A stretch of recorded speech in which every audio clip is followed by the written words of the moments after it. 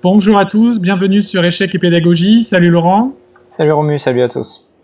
Donc, au menu, une petite tactique quotidienne pour bien commencer la journée. Donc, comme d'habitude, on vous invite à mettre sur pause la vidéo et chercher la solution. Et ensuite, Laurent va nous expliquer tous les détails de cet exercice. Alors, quels sont les signaux que nous envoie la position? Tout d'abord, comme d'habitude, on s'occupe de la position des rois. On constate ici qu'on est dans une partie avec les rocs opposés. C'est traditionnellement assez tranchant. Pourquoi? Parce que les deux joueurs vont essayer d'aller mater le roi de l'adversaire. Et ici, on voit que très clairement, les blancs sont en avance. Ils ont ouvert la colonne A, sur laquelle d'ailleurs se situe notre tour. Le fou est posté dans la bonne direction, le cavalier n'est pas très loin de pouvoir intervenir, et même les deux autres pièces lourdes, c'est-à-dire la dame D1 et la tour F1, pourraient participer en passant elles aussi par la colonne A.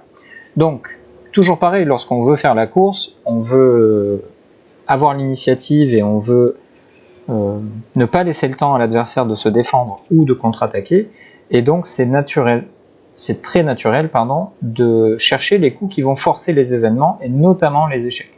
Donc ici, la solution trouvée par le grand maître Walsh, c'est le coup tour à 8 échecs. Donc il sacrifie la tour pour attirer le roi sur la colonne A et ainsi pouvoir faire participer sa dame par la case A1. Alors ce qui peut paraître étonnant, c'est que finalement, après roi B8 qui est absolument le seul coup, les blancs n'ont rien fait d'autre que de transformer leur tour A1 en dame et ils ont sacrifié une tour. L'intérêt malgré tout d'avoir la dame plutôt que la tour sur cette colonne A, c'est de pouvoir faire un nouveau sacrifice assez spectaculaire quand même avec le coup dame à 7 échecs. Oui, effectivement, c'est un coup surprenant. On voit que l'idée est d'extraire le roi de sa tanière en B8 et pour l'attirer sur une case où il sera dans le viseur du fou E3. Donc l'idée, c'est de faire intervenir un maximum de pièces dans l'attaque. Et pour le moment, seules les pièces lourdes pouvaient toucher le roi noir via la colonne A, pardon. Et par le coup dame à 7, maintenant le fou E3 et le cavalier en D4 notamment vont pouvoir aussi se mêler à l'attaque. Exactement. Donc, très très joli sacrifice d'attraction. Exactement.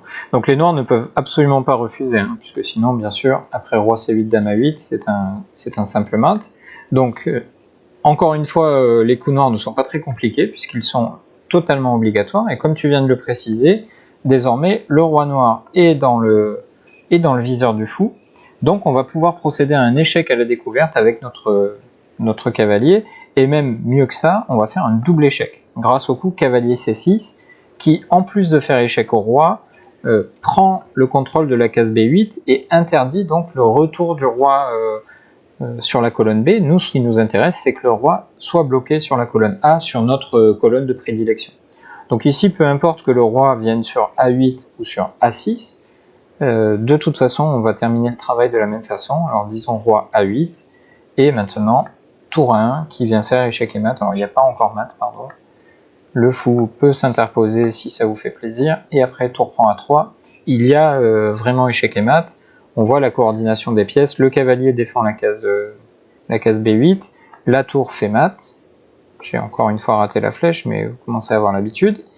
Le cavalier défend la case B8, la tour fait mat, et le fou défend la case B6. Alors, lorsque le roi est sur A8, ça ne se voit pas, mais on revient quelques coups en arrière. Si les noirs avaient choisi de se faire mater en A6, là on voit l'utilité du fou.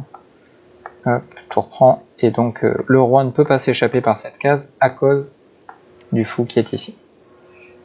Merci Laurent pour ce joli exemple, un très joli tableau de maths final et des sacrifices en cascade sur la colonne A. C'est pas tous les jours que l'on voit ça, même si il y a d'autres exemples de ce type-là, mais ça fait toujours plaisir de le placer ou même de chercher la solution quand c'est pas notre partie.